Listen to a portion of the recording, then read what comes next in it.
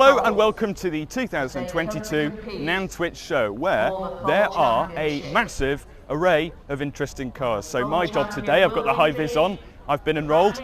Today I'm going to look around the cars, do some filming for my YouTube channel Daniel Drives, it'll be on there, and also for the Nantwich Show Facebook and other social media stuff. So let's start off here, shall we, with Rye Brook Land Rover Range Rover, because they have been fantastic for offering cars for the Nantwich Show team, and they've just been really good. So let's start off back in time, show with the first generation Land Rover Discovery, the good old TDI engine. And what shocks me most, this is a late 90s car, is it's absolutely mint. I mean, just look at it, not an ounce of rust on it, and that's unusual for a first gen Discovery. So yeah, I do like that, but we'll move on to something a bit more modern. This is the Land Rover Discovery, very controversial car, because round the back end, I wonder if a camera lady follow me, because if we come round to the back of the car, this is the controversial bit, because it's got an odd rear registration plate, which is off-centre. And to be honest, I wasn't a fan when I first saw this car, but as the years went on, it's been around for quite a few years now, I do like it, and it's grown on me a lot. The only thing is, it's an absolutely humongous car, but you do benefit from boot space and stuff, don't you, I suppose? And I don't know if this car's unlocked. That's the joys of filming for YouTube and stuff, is a lot of it is just trial and error. So yes, it is unlocked, and I found the boot release. So there we go. This is actually a commercial vehicle version. So the boot is absolutely huge. If you're working in agriculture or anything like that, this really is a very good car for you. And it's got the divider as well between you and whatever you might transport, whether that's sheep or tractor equipment or anything. So there we go, impressive. And it's got the electric tailgate as well, so that's nice. Walking along more, we've got a Discovery Sport. This is a much smaller car to the Discovery, and not very sporty, but to be honest, it's a nice car really. And if you like SUVs and you like Land Rover, then to be honest, it's a good car for you. Just like this one, which is probably the one I'd have. This is the new Land Rover Defender 90. Now, the Defender's come along. This is the new generation for the Defender. Obviously, the Defender is a legend that's been around since World War II, you know, Series 1 Land Rover. This is the new Land Rover Defender for the 21st century, and this is the 90 variant, so it's the shorter, more compact version. And me personally, with my quirky car tastes, I'd have it in this green, because it looks nice, with the white roof, because it looks nice, and this has also got the soft top canvas roof as well, which is perfect. And I'd have the steel wheels, alloy wheels, they look nice. I'd go for the steelies, because it's cool. But if you're not like me, and you're a bit more generic, you like sporty stuff, and why wouldn't you? This is a Range Rover Sport SVR, and it's very, very, very quick, and a very impressive car for an SUV. Right, so the kind people of Rye Brook Land Rover Range Rover have said that I can have a sit round some of the cars, so that's exactly what I'm going to do. This is a Defender 90, which I showed you just before. A car that I do like. It was a car that when it came out I wasn't a fan of, but as time went on, I do like it now. It's nice. And the interior is quite un-Land Rover Range Rover. It's quite different to the rest of the range, but it still has them quirks. It's still very plush. And you give a farmer that would normally drive a Defender, the new Defender, and they would be amazed, because the materials and everything, they all feel good actually. You've got the gear selector in the middle, you've got the screen as well. And you've also got quite a lot of storage up here as well to keep your bottles, your umbrellas or anything like that. Or I'm trying to think of agricultural things you might keep in the car. A spade. You might want to keep a little spade in there. I don't know why you would, but you can. That's the important thing. In terms of seating position, you sit quite upright, quite a low floor. Is it electronic seats? It is electronic seats, but the ignition isn't on, so I can't move them. But yeah, this has got the canvas roof as well, so you can, in fact, I'm going to do this actually. I'm just going to stick my head out the roof because why not? And yeah, you can wave to people at the roof, so yeah, it's very good. Moving on from Land Rover, let's move on to MG. This is the all-electric MG5 EV, and this is one of two, I think, electric estate cars. It's this and the Porsche Taycan Cross Turismo, the Taycan being super expensive, and this being a lot more affordable, more around the 30 grand mark. So let's climb aboard and give it the Daniel test. Because obviously, I'm quite tall, so it's quite good to test these cars out for legroom and headroom and stuff. And already, I actually prefer this car. I prefer the seating position to the others because I'm more of a estate hatchback person than SUV, so I do like it. And for a more affordable car, it doesn't feel cheap inside either. I know quite a few people online on social media that have these cars, along with the ZS EV, which is the SUV version, and all of their experiences are fairly positive, really. So yeah, this gets my approval. Now, obviously a big theme at Nantwich Show this year is sustainability and trying to make things as green as possible, and that's why a lot of car companies have brought along their latest crop of electric cars. This being another one of them, as well as the MG5 EV I've just showed you. This is the all-new Kianero EV. It used to be called the e-Nero, now it is just the Nero EV, trying to make this car, as an electric car, a bit more normal and make the name sound a bit less odd. And I've seen pictures of this car, and it looks quite big. And then this is the first time I've seen this new shape of Nero in the flesh, and it's a lot smaller than I thought it would be, which is a good thing because cars are getting so massive and the roads are staying the same size. So this is a car I like a lot. So let's have a look inside, shall we? So we'll walk round to the driver's side.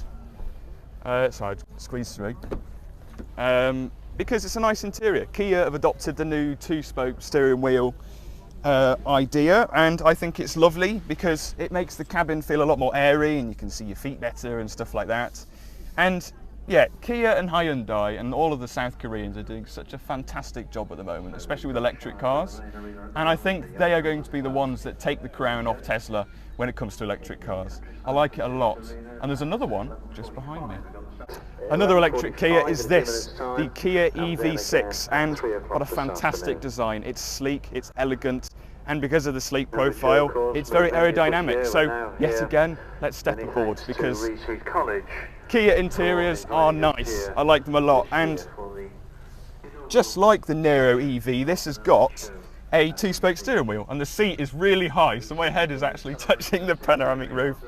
But this is a bit different because, well, it's just different inside. I mean, you can see here it's got a flat floor because electric cars have no transmission tunnel, so that's the benefit really with EVs, is you get a lot more interior space. No need for gears or anything like that, and there's no massive engine at the front. So yeah, they do have their pros, obviously the cons as well. Charging infrastructure is not good at the moment. It is going to get better, so rest assured. But yeah, inside this car is lovely, actually nicer than Nero.